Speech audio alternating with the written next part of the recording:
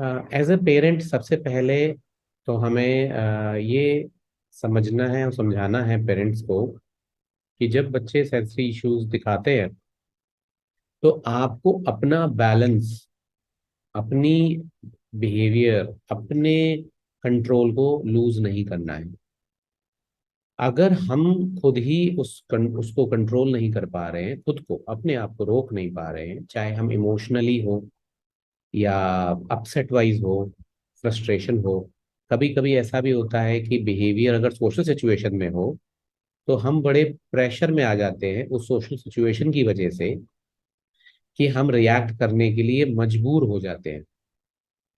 और जब हम रिएक्ट करते हैं तो वो रिएक्शन यूजुअली नेगेटिव होते हैं, क्योंकि हमने उनको बहुत अच्छे से उन पर कंट्रोल, उनके ऊपर बहुत अच्छे से उसको रिफाइन करके नहीं रिएक्ट किया है। हमने जो भी मोमेंट में रिएक्शन बनता है वो किया है।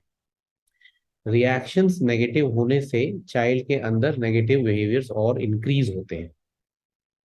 अगर हम चाइल्ड को ऐसी चीज के लिए करेक्ट कर रहे हैं जिस चीज का उनका उस चीज के ऊपर कोई कंट्रोल नहीं है, सेंसरी प्रोसेसिंग ब्रेन के अंदर हो रही है, चाइल्ड डेलिबरेटली नहीं कर रहा है, लेकिन फिर भी अगर उसको उस बात के लिए डांटा जा रहा है या डिसिप्लिन किया जा रहा है या पनिशमेंट दी जा रही है, तो उससे उसके ब्रेन को और उसके बिहेवियर को और भी नेगेटिव चेंजेस फेस करने पड़ेंगे।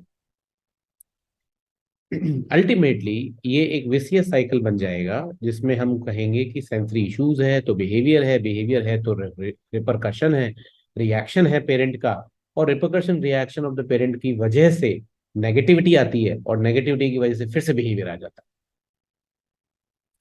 राइट। सो पहला चीज तो ये है कि पेरेंट ये क्या क्या ऐसा कर सकता है कि वो कैसे अपने आप को बहुत रेजिलिएंट बना सकता है, अपने आप को स्ट्रेस और इमोशन से डील करने के लिए और कैसे स्ट्रांग बना सकता है।